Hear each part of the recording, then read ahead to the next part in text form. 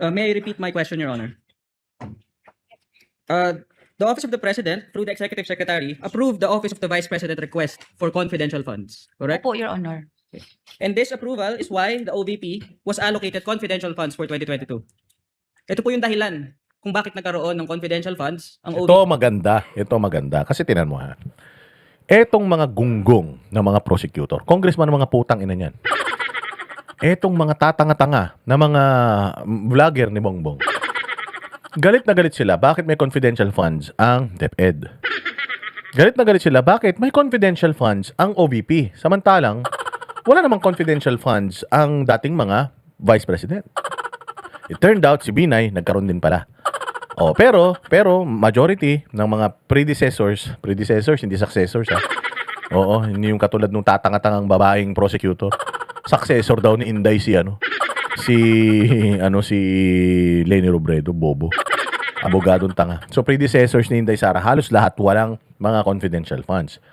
The point here is, yung confidential fund is not something na kukunin mo sa pitaka kahit sa ayaw at sa gusto mo. Sa ayaw at sa gusto ng gobyerno, kukuha ka kahit gaano karami mo gusto.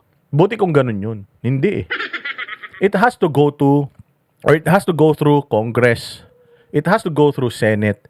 It has to go through the veto powers of the President. And it is the Department of Budget and Management who's releasing it through SARO. Special Allocation Chorbanes. Sa SARO. I-release yan. So, nag-request si Inday, pwede namang i-deny. Kung talagang hindi dapat magkaroon, pwedeng i-deny. But the fact na ilang taon, ilang quarters na nagbibigay ang gobyerno sa kanya ng confidential funds, it means the government is satisfied with the way na ginagamit ni Inday Sara itong confidential confidential funds na ito. Kasi kung halimbawa binigyan kita pera, tapos nakita ko sinayang mo ng pera, pinang-inom mo. Di ba nakita ko, halimbawa binigyan kita ng pera, pare pa utang naman ako. Kasi may sakit yung anak ko eh. O tapos binigyan kitang pera. Bang, pagtingin ko, paglakad ko, pumunta ako doon sa lugar ninyo, nakita kita. Ikaw pa nanlilibre ng inom. Doon sa mga kasamaan mo. Kaya, pagtingin ko, pagpunta ko sa may mall, nakita kita, lumabas ka sa Bingo Plus. Naglalaro ka ng online casino. Nangutang ka sa akin. O, hindi na kita pauutangin ulit. Ganun lang yun. But the fact na ilang beses siyang binigyan ng gobyerno ng pera, ibig sabihin, alam ng gobyerno na gagamit niya yung pera at legal, according sa gobyerno, legal ang pagkakaroon niya ng confidential funds because kung illegal yan at hindi pwede, hindi sila nag-approve sa request ng confidential funds ni Inday Sara. Plain and simple. Plain and simple. Ganun lang naman yun. So bakit kayo nagre-reklamo na si Inday Sara may confidential funds? Kasi kung hindi pala siya dapat magkaroon ng confidential funds, hindi siya bibigyan ng gobyerno in the first place. Bobobo nyo eh. Noong taong 2022. Opo, Your Honor. So you also prepared the Fiscal and Financial Plan for 2023. This Fiscal and Financial Plan was based on the General Appropriations Act, correct? Yes po, GAA po. And the General Appropriations Act for 2023 allocates confidential funds for the Office of the Vice President. Opo. The General Appropriations Act contains a line item allocation for OVP's socio-economic program delivery, correct? Yes po. The General Appropriations Act for 2023 was approved by the Senate and the House of Representatives, correct? Opo, Your Honor. Which is why, for the Fiscal and Financial Plan for 2023, you indicated socio-economic program delivery. Yes po. And in this Fiscal and Financial Plan, the Vice President is a signatory, correct? Isa po siya sa nagpirma, Your Honor. You mentioned that you prepared the documents for liquidation. You also executed certifications, correct? Opo, Your Honor. The form of the certification is provided by the Joint Circular, correct? Yes po. In fact, the form of said certification is contained in Annex B of the Joint Circular. Ano po yun, Your Honor? May the witness be confronted with Defense Exhibits D-I-136, Annex B, Assistant counsels may approach. which is the template of the certification, Your Honor, attached in the Joint Circular. Ito. Tama po, ma'am, no, na ang form ng certification ay nakalagay sa Annex B ng Joint Circular. Opo, Your Honor. And the Joint Circular states or provides the contents that must appear in the certification. Tama po? This one? Opo, nakalagay po dyan kung anong mga aligasyon na dapat naka-indicate sa certification. Tama po? Tama po. The joint circular does not give you any authority to alter the form it has given for the certification. Tama po? Tama po. And when you were preparing the liquidation documents, nabanggit nyo rin po kanina na you had the opportunity to examine the documents which is submitted to the COA, correct? Ano po yun? Nung pong nagpe-prepare kayo ng liquidation, nabanggit nyo rin po kanina na nakita nyo po yung mga documents na kailangan, tama po? Sa liquidation. Opo. And nakita mo rin po doon yung liquidation report, tama po? Yung mga liquidation reports kada quarter. Opo. And you were able to see that the Vice President certified that the cash advance for confidential funds was duly accomplished. Tama po ba? Yes, Your Honor. Nung habang nag-liquidate din po kayo para sa confidential funds kada quarter, you remain in coordination with the security officer. Opo. And ito pong coordination na to pertain... Your Honor, can I object? Yes, what is the basis of the objection? Yan na naman, mag-object ka na naman. Ang haba na naman yan. Tapos, bablangkahin na naman yan. Tangina mo, antayin mo yung time mo. Antayin mo yung time mo. Magsalita ka pagkatapos. Gusto mo, sa'yo na. Ito napaka-epal eh. Counsel? That's not even a question. There was no question. The counsel is just stating a statement and waiting for the witness to confirm. The witness, the Your Honor, counsel is testifying. There's no question. What's the basis of the... There's no question. There Ask was a question, Your Honor. There's no question on record. You're just Actually- stating a statement and waiting for this witness to say, yes, tama po. That was a question. Actually, it Bobong putang ina. Ligutan, ang pangit mo ng tanga mo pa. Pag sumagot ng yes, ibig sabihin, tinanong siya, sumagot ng yes eh. Tanungin kita, ang sarap ng ulam ng kapitbahay. Pakbit kaya yun? Tapos sasagot yes. Magagalit ka nun. Malayo yung sagot. Pero po siyang ina, kung may sinabi ito, tapos kinonfirm nung kabila, sinabi niya yes, and ibig sabihin, tanong yun. Sumagot na yes eh. Oh, blanca na naman siya dito. Oh, pucha na yan sinasabi ko, maka-object lang para matutok sa kanya yung camera. Bumili ka ng camera mo sarili kaya. Para gusto mo lagi nakatutok sa mukha mo. it assumes that the question was in seriatim, I presume. And he's Yes, Your saying Honor. all based on In the declarative form, Your all based on the documents submitted. A question in the And when narrative asked form? if he is correct in saying that, it is in the form of a question, counsel. But if he the court will allow it and will gladly welcome a continuing objection along these lines of questioning, counsel, Yes, Your to be placed on record. Counsel, may proceed. This coordination pertains with the security officer, pertains to how confidential funds was implemented on the ground, correct? Opo. In fact, you mentioned earlier that the security officer also showed you a fund utilization report. This is how you know how the confidential funds was implemented on the ground. Ito po yung dahilan kung bakit alam nyo kung paano in-implement ang confidential funds on the ground. Tama po ba? Tama po. And after your examination of the documents, as you mentioned earlier, and your coordination with the security officer, you are satisfied that the confidential funds were used in connection with confidential activities. Yes po, based sa mga documents na sinabit niya sa akin. During the examination in chief of the prosecution, you also testified that the security officer did not sign the physical and financial plan, the accomplishment report, the liquidation report, and the certifications, despite the inputs and guidance provided. Pero tama po ba na wala sa joint circular nagbabawal from getting inputs and guidance from a security officer in preparation of the physical and financial plan?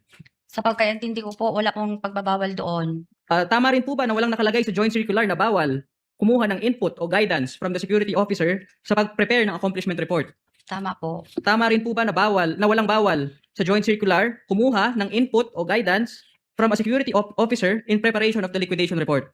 Tama po. Ganon din po certification. Wala pong pagbabawal na kumuha ng inputs and guidance from a security officer. Tama po?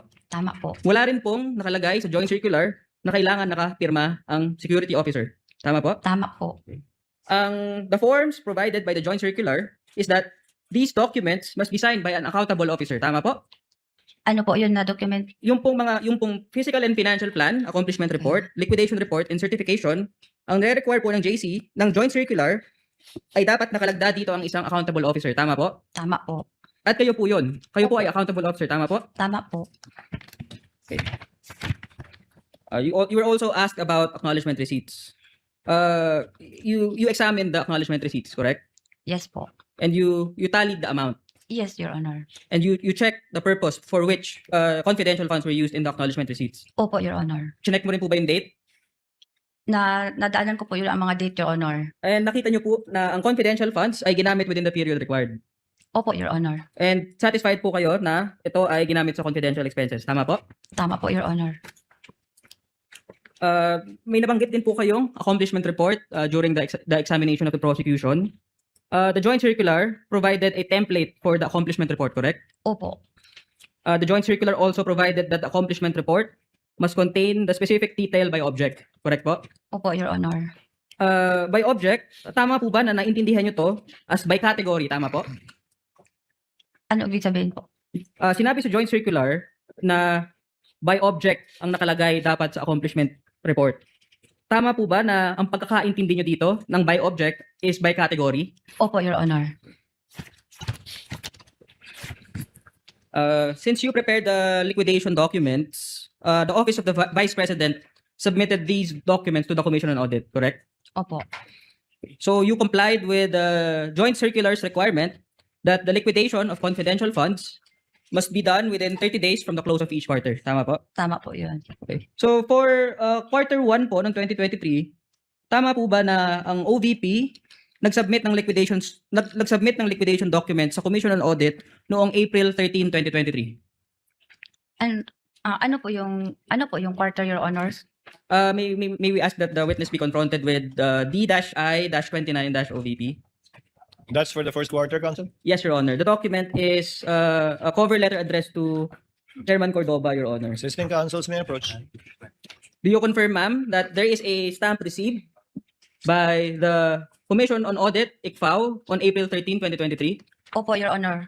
For quarter 2 of 2023, Ma'am Gina, the OVP submitted the liquidation documents sa Commission on Audit on July 13, 2023. Naalala niyo po ba kung tama ito? Nag-submit kami, Your Honor, pero di ko ma-confirm. for the record, Your kung Honor. Wala ko yung document, Your Honor. For the record, Your Honor, we would confront the witness with Defense Exhibits D-I-54-OVP.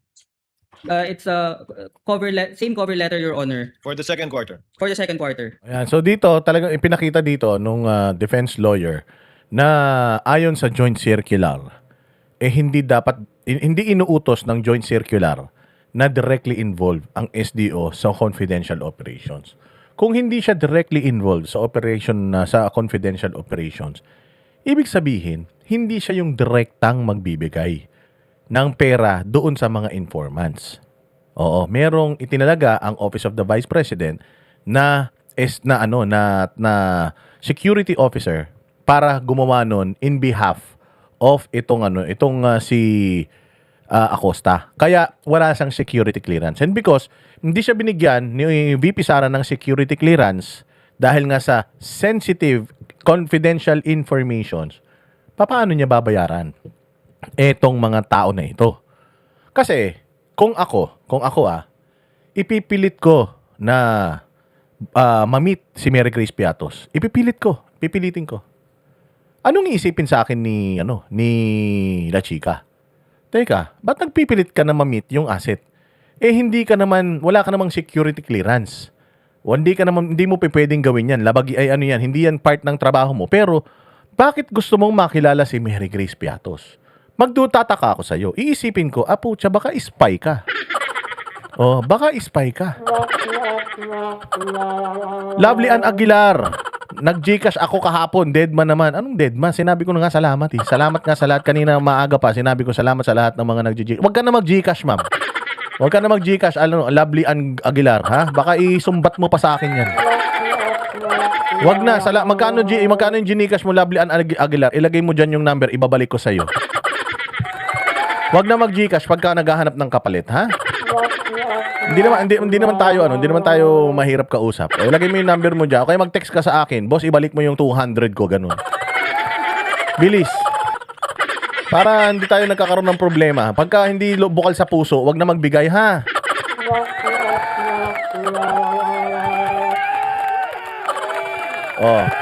So yun lang yung sinasabi natin. Itong joint circular na ito, sinasabi na wala kang clearance. Pag pinilit mo na ma-meet ito si Piato, si Andilim, si ganyan, hindi kailangan ko silang ma-meet. Wala kang security clearance, hindi kailangan ko silang ma-meet. I may assume. Pwede kong i-assume na teka.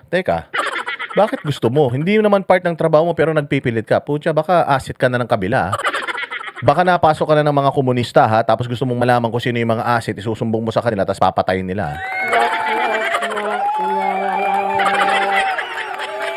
Di ba? Hindi kasi, hindi naman ako masungit. Nagdi-discuss kasi tayo, tapos gusto pala, nag-Gcash pala para mabati. Ano ba naman yan? Seryoso na pagka nag-ano na tayo. May oras para sa ano ba, di ba? Oh, pasensya na, hindi ako masungit. Kaya lang kasi nagdi-discuss na tayo. Ang ganda na ng usapan natin eh. Oh, kung magko-comment kayo, maganda. Yung konektado dito sa pinag-uusapan natin para naman mabasa ng mga ano. Oh, para naman mabasa ng mga ano, ng mga manunood, 'di ba? Kayo talaga oh. Ganun 'yan. Oh, so again, sinasabi dito na ang SDO hindi naman siya directly involved sa confidential operations. Therefore, wala siyang security clearance, so hindi siya pa pwedeng siyang magbigay. In that sense, meron talagang tao na involved sa security and confidential operations na dapat magbigay. Kasi nga, wala akong clearance. So, kung wala akong clearance, tapos hindi ko bibigyan yung sila chika, akin na yung pera, bibigay ko. Hindi. Kailangan ako magbigay, hindi ka nga pwede. Hindi nga pwede. Hindi nga, kailangan ako nga magbigay, hindi ka nga pwede, wala ka nga chika. Mag-aaway silang dalawa. So, kung hindi na i-release ngayon ni Acosta yung pera doon sa mga confidential activities, yun na, hindi na siya effective as ang tawag dito, senior disbursement officer ng confidential funds and confidential activities. Ganun. Gibagans. Boss Dada, mag-Gcash ako sa iyo. Salamat ha. Salamat sa dami nyo. Hindi ko man kayo mabati. Talaga may isa. Kaya nga sa umpisa parang sinasabi ko na yung mga nag-send ng Gcash, natanggap ko yan. Maraming salamat. Makakarating kayo lahat sa langit. Oh, ayaw nyo pa nun.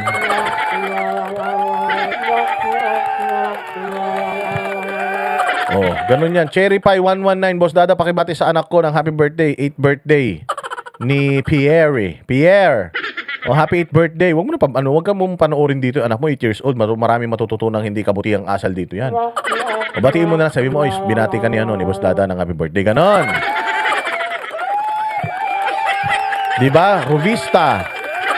Oh, Rubista, maraming salamat. Wala sumbatan. Huwag mo akong batiin. Huwag naman, babatiin kita. Babatiin ko naman kayo pag nakita ko dyan.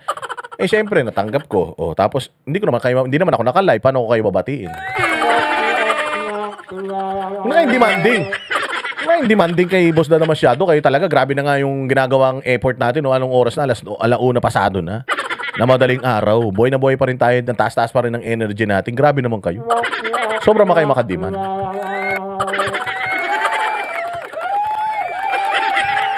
Oh, malinaw tayo dyan ha. Oh. Kami ang boses ng masa, hindi natatakot. Katotohanan lang, di kami nalulunod. Walang bahid ng sismis, lahat ay totoo. Kahit sino ka pa, pag mali ka babanatan ka. Walang pinipili kulay, wala kaming kinikilingan.